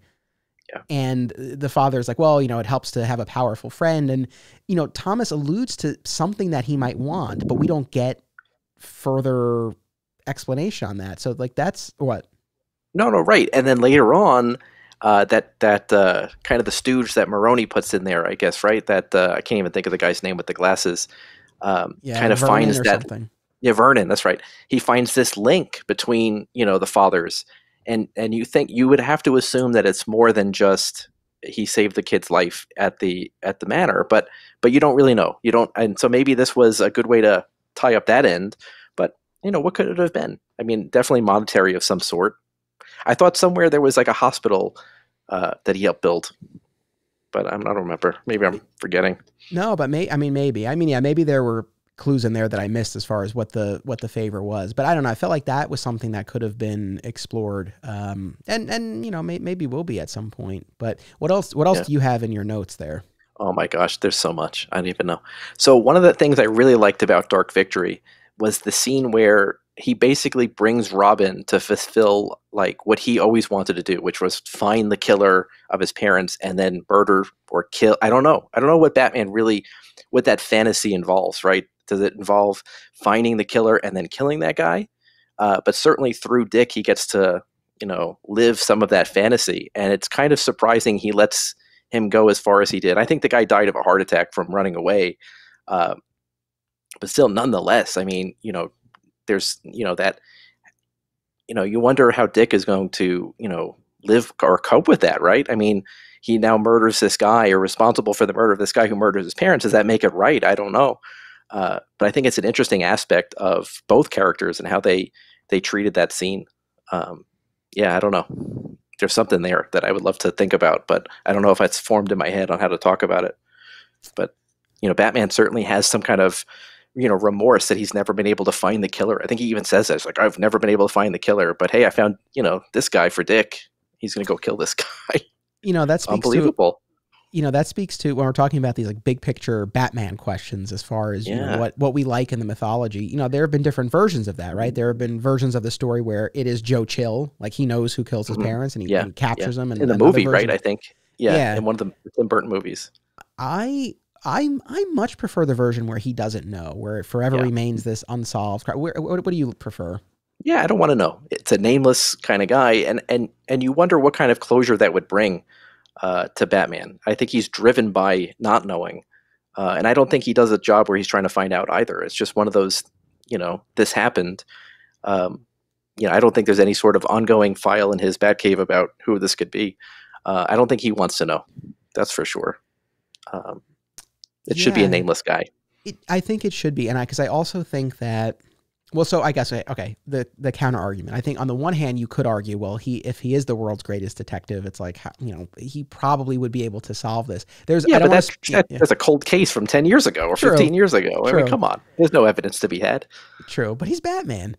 But no, again, I mean, I'm with you. I like this idea that he doesn't know, and this is just someone who's out there, and I think that makes it more believable and more compelling that he makes the promise that he makes and that he continues carrying this on. Because, I mean, I don't know if he solves the case and he knows it's Joe Chill and Joe Chill is behind bars. I don't know. Does it make as much sense then that he's done? That he is still he's Batman, given himself so totally to this at the expense of the rest of his life. I don't know. Yeah. So it's an interesting thing because it's hard to know what motivates Batman. I think it's a little bit more complex than some of the other superheroes, right, that are out there. Because I don't think it's any one thing. I mean, everybody points to, all the story writers point to the death of the parents, and that was kind of like the spark. But that certainly wouldn't keep the fire burning for his entire life. I mean, at some point, through therapy, you move on. So there's other things in his life that keep him there, in that, keeps that moment in his life so important. And as a driving factor, but I think there's other motivating factors in there as well. Well, that's interesting because I mean, like, so what I would say to that is, it's like, but yeah, this is a guy who's never done therapy. Like he is forever traumatized and he's never processed it. So I mean, I think there is just a tremendous amount of psychological damage. Like this is not a healthy way to deal with it. And if he did try to deal with it in any healthy way, he probably wouldn't still be doing this. I want to turn it back to you in a second, but I just want to pick up on something you said before that I meant to say with Harvey. I love that Harvey got as much play in these stories as he did. I loved his role in Batman Year One. Hmm. And it was really cool getting to see him as that crusading district attorney and to see where he started. You know, my qualms with the reveal in The Long Halloween aside, I do like this idea that he did have this break and that he was the holiday killer for at least some of the killings before he becomes Two-Face, because the idea that like he's just a good guy until the acid is thrown in his face, then he loses it, I feel like that's not as interesting as what we get here. So I am a fan of this version of Harvey. For sure. He was always in love with the idea that, you know, Batman as this vigilante can do things that him as the district attorney or Gordon or the police, they just couldn't do. He has, you know, just like Falcone, he has this ability to walk above the law, so to speak, in certain aspects. And I think he admires, you know, Batman in that regard. And so much so that he plays with becoming. And I think Holiday is his version of Batman, like how he would perceive to mete out justice. I think he goes that extra step because he feels that that's the way to do it. Versus, you know, I don't think he's the kind of guy who's going to beat some guy up in the alley. He doesn't strike fear into the hearts of criminals in a bat suit. I think he even mentions that too. Like he doesn't dress up or something like that. Whatever it is. Actually, yeah, there's a fun line like that. What is that line? Do you know what I'm talking about? Yeah, but I don't have it. I don't have it offhand. Yeah, it's the first time they meet on the roof, I think. Let me see if I can find it really quick. Oh yeah, when he's like, you know, and says to Dent that there was a time where I thought you were a Batman, and he says to that, he's like, sorry, I'm quite happy with who I am. You know, like he's not the kind of guy who gets into the costume and beats people up, but I guess he is the kind of guy who puts on a trench coat and a hat and maybe shoots them. I guess it's an interesting take. I think Dent was always Two-Face, and I think that's Batman alludes to that several times. And two, you know, being a Batman, you know, reader for so long, seeing the origin of Harvey Dent or sort of Two-Face, you know, from the beginning, this you're dealing with Two-Face. It's very hard to, you know, watch this or read this and say, well, he's, you know, there's never that reveal where you're shocked that he becomes Two-Face. He's always Two-Face, and I kind of like that idea, that aspect of it, how they write it. Yeah, no, I'm with you on that. There's, you know, one of my favorite scenes is in Dark Victory. You know, when Two-Face has recruited the other rogues, and Joker has a line where he's like this guy, you only ever want the same thing. It's like you want to take out the organized crime in Gotham. It's like you wanted to put them behind bars as the district attorney. You want to kill them now as Two-Face. It's like it's always the same thing with you. But I thought that was funny. I like that. Yeah, is that the scene where he kills him at the end, where he shoots him? Yeah. Towards the end? I think so. Yeah. Yeah, no, Joker is very, very funny in this in several different ways, and I love his idea of trying to figure out. You know, again, these two books, they're so intertwined. It's hard to know what happened when, and it's either when Joker's trying to figure out who Holiday is or the Hangman Killer. But I think he robs the crop duster plane. He's just going to crop dust Manhattan or Gotham City with a bunch of chemicals because he's like, well, he's got to be here somewhere. Yes, you know. I love that idea. It's just so great. I don't know who he is, but I'll get him. That was great. Yeah, that was in Long Halloween. It was. Yeah, it's like he's like, I'm trying to help Batman. Yeah, exactly. I'm doing you a favor. Yeah, that was really funny. I really liked. I think this was the end of Long Halloween when Carmine is attacked and all the villains are there, and Batman, you know, through the narration where he describes how, you know, he's going to take them out in a surgical manner, and he really describes, you know, I guess kind of the lesson that first kind of thing, like the lesson that he learned from his father, the surgeon, that now he's applying on the battlefield. It's like, hey, you take out the most dangerous ones first, and then you know, neutralize the lesser threats. And I like that. I mean, there's a lot where and I think this was an aspect of these stories that I enjoyed the most, when he is reflecting on his parents and their influence and the memory and all of that. I thought that was very strong as well. Did you happen to read Ghosts, which was the third one shot? That it was the one that directly precedes Long Halloween? No, I didn't go that far. I only read first. I reread the first of the three. It's a really interesting thing. It's a take on A Christmas Carol, but during Halloween, right? So he gets visited first by his father, and then Ivy takes him around, and then Joker takes him around, and then I guess Batman as Death takes him around, which is interesting. Um, and it's kind of like, again, like this, looking back at his life, just like in A Christmas Story or A Christmas Carol, and realizing there's some, fine tuning that needs to be done. But I think an interesting thing that they play with there is the sense of obligation. As and Thomas talks about, being a surgeon, he was always called in the middle of the night. He always had this kind of sense of duty to his detriment. And he realizes, I guess, as a ghost that, this was not the right way to go about things. And I guess Bruce picks up on that. And it's like a really interesting story where, he is shown several different points in history where, there were multiple chances for him to get off the highway, so to speak, before he became Batman. And he's followed the wrong road, so to speak, and became Batman. But at the end of the story, he kind of finds a way to, pick up some loose threads and with Lucius Fox. It was like an interesting story. But again, I think it's a very interesting idea with this sense of duty and obligation that he gets from his father, seeing him as a surgeon always, having to leave. I think in one of the stories, no, I guess it was that same story. Like Thomas was going to take him out trick-or-treating, and he couldn't because he was at the hospital, and that kind of, again, factors in. Zorro, by the way, I never really thought how big of a thing Zorro was in young Bruce Wayne, but it kind of makes sense that he becomes the mass vigilante later. I think I really like that idea, and Loeb and Sale bring that up a couple of times. And I guess that's always a movie that he goes to see, right, with his parents. It's always The Mask of Zorro. Yeah, I think it's pretty consistently, but yeah, no, that is really cool. I mean, again, I read that years ago, so I have a vague memory of it, but I didn't reread it, but it was great to hear you describe it. And yeah, I mean, that parallel between, Bruce as Batman getting called away by the bat signal at a moment's notice versus, Thomas getting called to the hospital. I mean, it's interesting. It's learned behavior. That parallel between father and son. Yeah. Yeah, he doesn't think anything of it. It's just like, this is what you do as, you live in this manner. This is what you're called to duty. His dad was a doctor. He's Batman. Yeah. Yeah, no, for sure. What else are on your notes? Well, I mean, we would be remiss in not talking about Selina and her potential parentage, which is, I think, really an interesting aspect of the character. So throughout these stories, there's always this Batman is trying to figure out what the hell is the connection between, Selina or Catwoman and the Falcone family. She seems to always be around when he's around. He can't figure it out, though.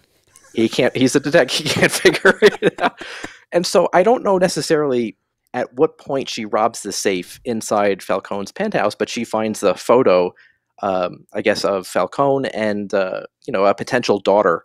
And that's not Sophia. And so she believes that it could be her. And she goes on this quest after she kind of breaks things off with Bruce, both as Catwoman and as Selina Kyle. She goes to Rome to try to figure out if she is in fact the daughter of Falcone. And I think that's an interesting take on this whole thing.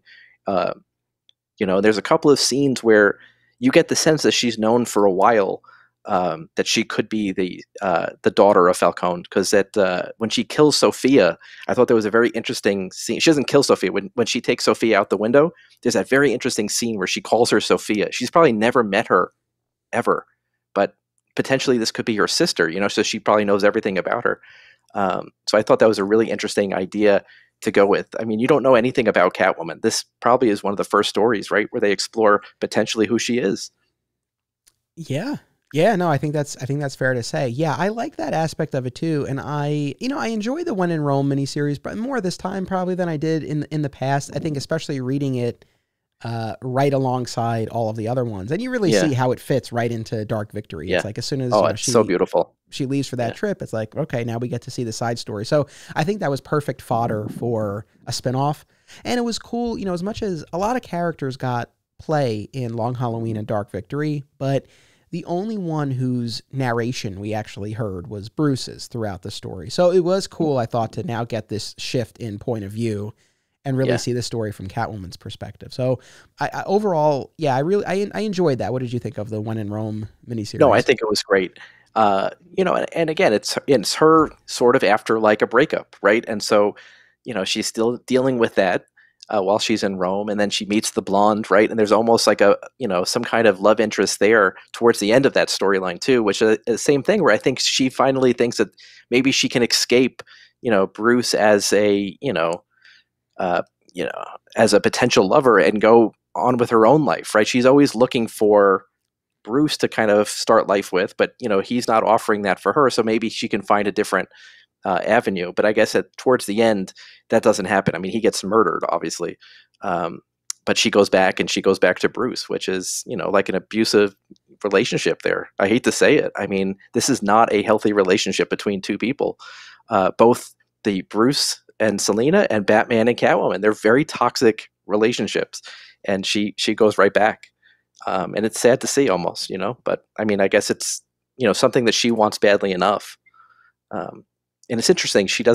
I think she would pick either man, she would pick Bruce if that went, or she would have picked Batman. It's really interesting. And then there's a whole thing about taking off the masks and, wanting to reveal themselves to Catwoman. It's certainly someone that he does not want to reveal himself to, surprisingly. I don't know. Yes. Yeah, I know. That's interesting. I mean, eventually we will get that in Hush. Yeah. Loeb will tell that story, but, I know it's interesting, especially in these stories, Dick Grayson and Harvey Dent are the two that Batman either reveals or thinks about revealing his identity to. Yeah. I have to say that this was the first time I read these stories after having watched The Sopranos. And, yeah, so I feel like I love The Sopranos. My God, it's so good. Did you watch The Many Saints of Newark? I wasn't a huge fan. Neither was I. Yeah, I was like, all right. Yeah, that was a little bit of a letdown, but because he's always talking about Dickie Maltesanti and like this relationship they had. They didn't have much of a relationship, as evidenced by that movie. Anyway, we're not talking about Sopranos. But I agree. That was one of the issues I had with the movie, but so this was the first time reading these, and I feel like I definitely appreciated all the organized crime aspect of it even more. And I mean, that's the thing. Overall, I liked the treatment of the Gotham villains that we got. I didn't really have many objections. It wasn't their story. It wasn't their story. It was Harvey's story and the Falcone story, right? And that's it. Everybody else was kind of, you can't have a Batman story like this, an epic story, and not have the Joker and the Riddler and things like that. But they weren't necessary, and I appreciated that. And Catwoman. Catwoman was a big part of it, obviously, too.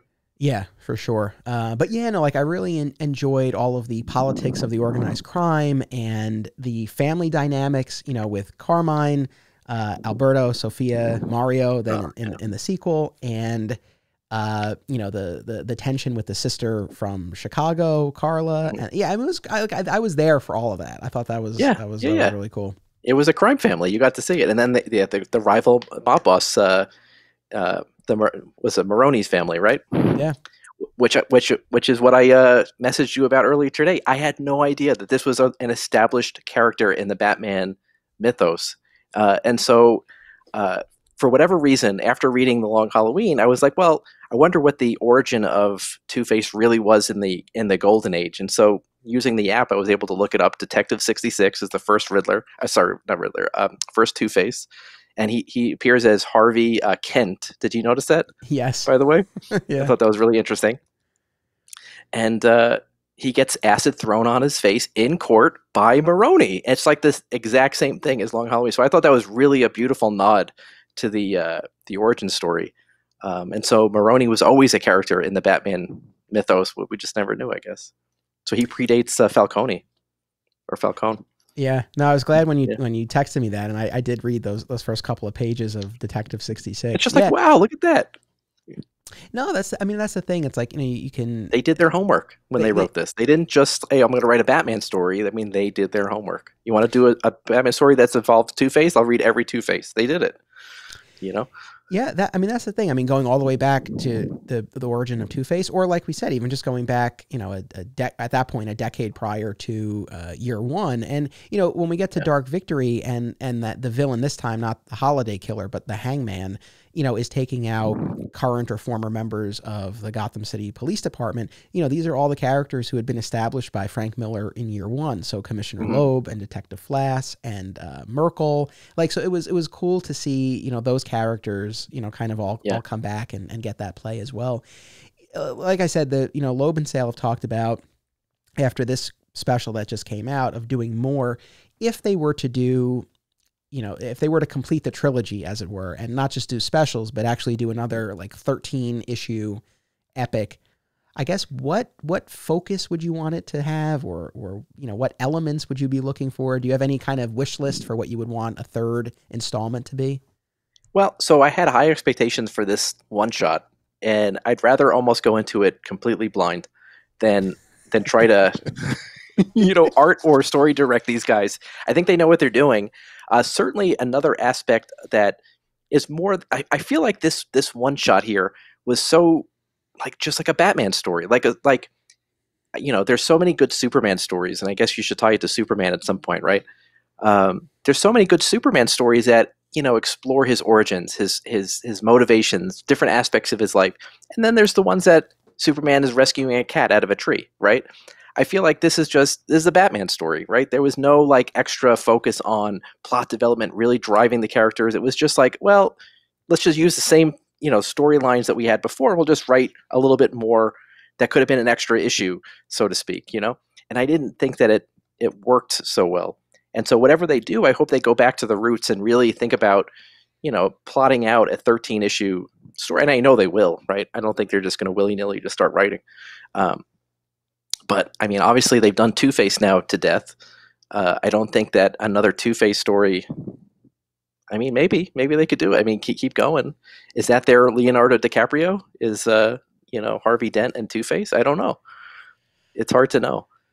I think he fits well with this, the tone of these books, right?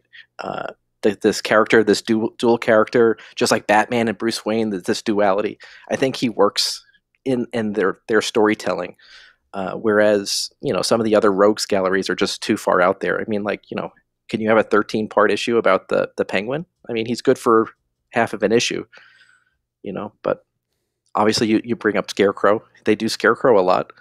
I would wonder what kind of direction they would take another epic story like this. Yeah, I think they've done enough with Scarecrow. Unless they find, I don't know. I feel like they would need to find a new angle than again. And so I guess that's where I don't know that I have an answer to the question I asked you. I think that, and I was joking with you about this off mic before, but because we were saying how it can be a little tough now keeping the two stories straight. Like we just the 26 issues of Long Halloween and Dark Victory. Yeah, it's one story. But it is one story, but it's also, both stories have a holiday killer, and, the type of, the category of victims change, right. But it's like the same thing. So I guess, would I necessarily want to see another year-long story where someone is killed on a holiday every month? No, not really. I think it would need to be something a little different. I do think that, Harvey Dent really does seem to fit in this world, and maybe is a bit of a muse for these creators. So I wouldn't mind more of a Harvey story. Maybe there's an attempt at redemption for Harvey Dent that is part of it. And there have been other stories, like that. But including in Hush, where Harvey's face is fixed. So, I mean, they played with that before. Yeah. I guess one thing is that I wouldn't, because I think if you look at Long Halloween and Dark Victory, I mean, they were told in a way where they don't contradict, or they didn't contradict the then present continuity, right? Like they didn't contradict the stories that people were reading present day at the time.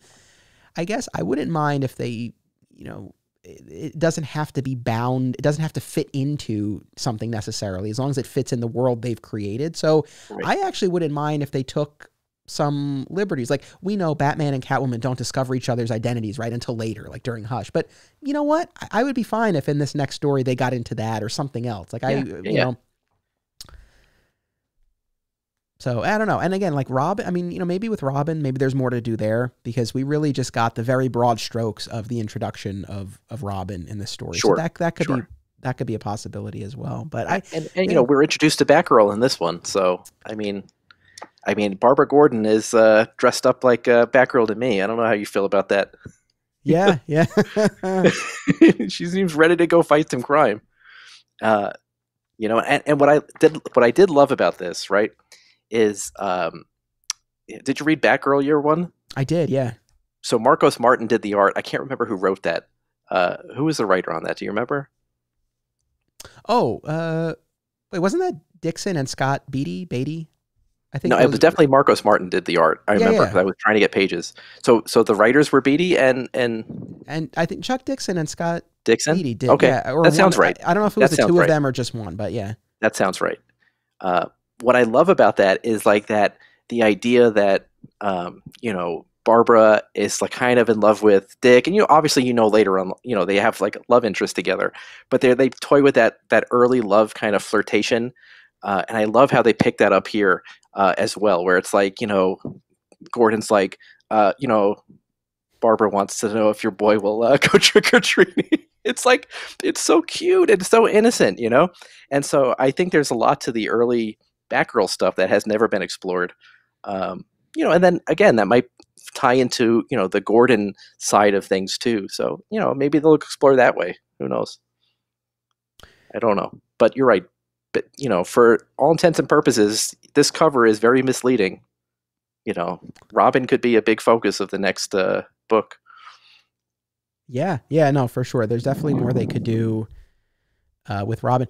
As far as the mystery, I know we talked a lot about Long Halloween, Dark Victory. What did you think about the reveal in Dark Victory that Sophia was the hangman all along?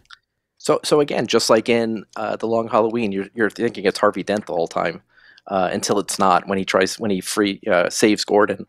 What does she say? Like, her father taught her like the biggest strength is when everybody sees you as a weakness or something like that. And so, she certainly was, could have been capable of it. When you reread it, you kind of see it, maybe a little bit more than in The Holiday Killer, that it could be her. But, again, it was kind of like you were saying in all these books, it's kind of like, just kind of like, okay, well, it's her. All right. It's not like this, something that where you had the breadcrumbs and you were like, trying to figure it out. It made sense that it was her, though.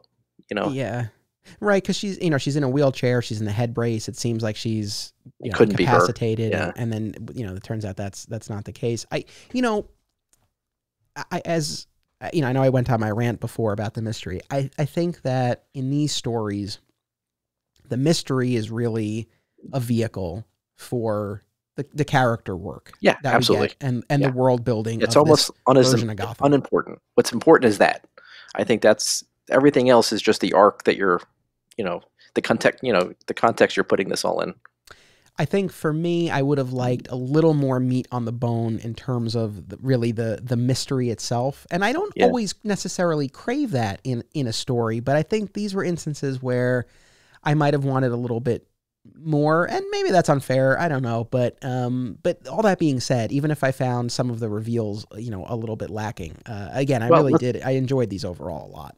Well, let's be honest though. A lot of the reveals, a lot of the mysteries in this still make no sense to me after reading it twice. Like the hangman things, especially the first one, no one is safe. None of you are safe. 9 of you are safe. Still doesn't make any sense. I don't know. Maybe I'm just, I don't, maybe I should read it a little closer. But it wasn't something that's like, oh, these are legitimate clues. Even Batman had trouble. He's like, well, let me get the Riddler on this. Try to figure it out. No, everyone's going to the Riddler for help. Where does this fall in terms of and specifically within the realm of comics? I mean, where does this fall within your ranking of top Batman stories? Oh, I mean, this is top 3 for sure. For me, it's always, Dark Knight Returns. I mean, that's my favorite story, Batman. Year 1. So Frank Miller is where it's at for Batman. And I think this is, right up there. And what I probably appreciate most is that it fits in the Frank Miller universe really well. Story of Batman. It's very gritty, true to life versus the, like the 1960s kind of slapstick humor Batman. But in terms of, I definitely would place a lot of importance on the Long Halloween in that. Because again, I think there's aspects of the character that they explore there that for me kind of puts every other Batman story in context. It's like you can measure up other Batman stories to some of these stories, and I think I appreciate that. I certainly, Batman is one of my favorite characters. I have not read enough Batman to fully weigh in on this. I'm going to probably to reread Hush after this discussion. I will definitely reread or read for the first time the Grant Morrison stuff for sure.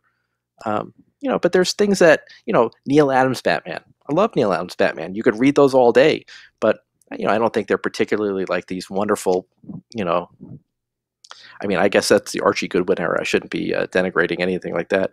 It's good stuff, but it's not my favorite stuff, that's for sure. I tend to lean towards this as something, and maybe it's just because I reread it so recently that I'm just like, oh my God, I love it. Ask me again in a month, I'll let you know. I'll read some more Batman.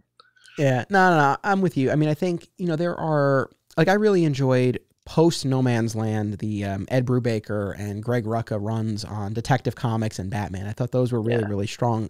But, again, if I was, making my list of those, those Batman, if I could only have certain Batman books on my shelf and the stories that I would always go back to. Yeah, I mean, Long Halloween is, and Dark Victory are really up there for, for the take on the character and just the atmosphere. And again, the art was such a big part of that. What else did you want to talk about that we didn't get to before we wrap up? Well, just to chime in really quickly on what you just said. I mean, like I said at the beginning of our discussion, these are, I think, lasting stories.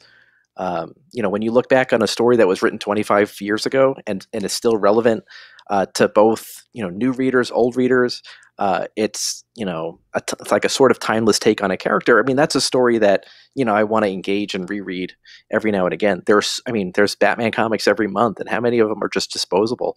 I hate to say it, but, you probably will never reread the majority of a lot of what you read as a comic book reader. Whereas something like this is something that, maybe I'll read it again and see if I could figure out from the beginning it was Dent or something. There's a lot of different aspects of this that you can take away. That's for sure. No, I think we talked about a lot of the things I wanted to talk about. My favorite aspects of all the books were, the Selina love interest. I've always been, enamored by that thing. You ever read that comic book that I wrote, that one shot that I sent it to Brandon to see if he was interested in it? It followed up on that, the Selina Kyle kind of love interest with Batman. I guess it's, at the time I didn't know how influenced I probably was by these books that I had read years before that. That longingness that Batman has, I think for not being alone, right? And so it's interesting that he seeks it, or he accepts Robin as his partner, and kind of shies away from the Selina, who's obviously throwing herself at him in both his identities. So I think that's an interesting thing to also think about. It is interesting because, on the one hand, you could argue, well, Selina is still a criminal. And so there's that, maybe that at least in part is the roadblock for him. But, when you look at Dick Grayson, this is a child. I mean, a young child. Yeah. So it's like, it's more of a father-son role. Yeah. Right. No, but I mean, in terms of like letting him in and actually having him be a partner, out in the field with him, it's like, so the fact that Bruce is okay with that, but not with Selina. But now I guess, have you not read any of like the Tom King stuff more recently? No, my comic book reading has largely been years ago. Gotcha. So, I mean, to be honest, I haven't actually read it. I've read more about it though, but I mean, he does a lot with the Batman Catwoman relationship. Oh yeah? Who's this guy? Tom King. I'm going to go look up some Tom King. I'm going to be doing a lot of reading this weekend while I have this app. Yeah. Well, yeah, there you go. Well, so Tom King, beginning with the Rebirth era of DC Comics, he wrote the main Batman title for 85 issues. And then now he's currently wrapping up his run with a Batman Catwoman 12-issue series. Oh, yeah. So cool. A lot of his run, and certainly now this final series that he's doing, are largely focused on the Bruce Selina relationship. So again, I haven't read it personally yet. I will. So I can't vouch for it that much. But if that's the subject matter that you like, I think you might find that interesting. Well, I mean, she's obviously the person for him. She's his person. I think they both know it. But she's waiting for him to. Especially in these stories. I know later on that like there's even more so. So it sounds like I'll do some reading. But you wonder why he doesn't just readily go for it. And you're right, she's a criminal in his eyes to a degree. But she's certainly playful with him, and he is back to her. Yeah, for sure. Well, listen, thank you very much. I appreciate you taking on this reading project. And I could do another hour. Well, if you have more stuff you want to talk about, no, I don't want to cut you off. No, it's good. It's so funny. Like we were coming into this, and it's like there's so much to explore in these books, and it's just like, I I don't ever feel I could be ready for a discussion like this. It was just such an epic, considering all these books as a whole, there is a lot of material to explore. And so, yeah, just to put that out there for anybody who is interested, just like you were saying, like tracking down all those movies by certain directors, I think, certainly these books, the 3 one-shots that preceded them, the Catwoman in Rome, and now this new Long Halloween, I mean, it's really essential reading, pulling all these books and just sitting down, spending a day. I think it would be more valuable too, like you did it, reading it all at once. Yes, maybe over a couple of days. One day was a lot, but yeah, no, I mean, I definitely, no, it really was a lot of fun to read all of these together. And no, I don't mean to cut you off if there's more you want to talk about. No, not at all. I love talking about Batman, that's for sure. But we're good. No, thanks for, thinking of me when it came to discussing these books with you. And I hope this is the kind of the conversation you were interested in having.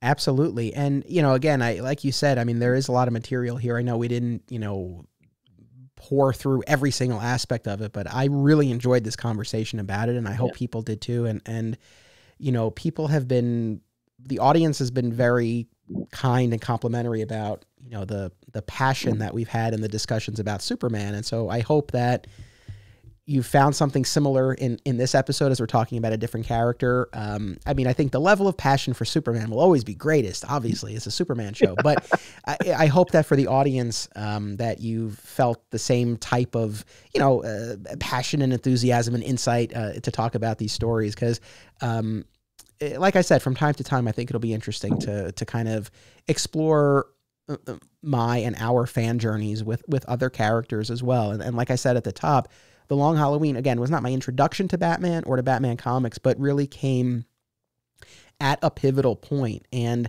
I don't know, had I not read this, would I have still just continued reading the post No Man's Land comics? I mean, yeah, I guess. But I think, when you look at things that really solidify the fandom, like when we talk about Superman, I always go back to, yes, I started with the death, and yes, I read through the 90s, but Smallville, the Smallville TV show, like just really solidified that fandom in such a strong way.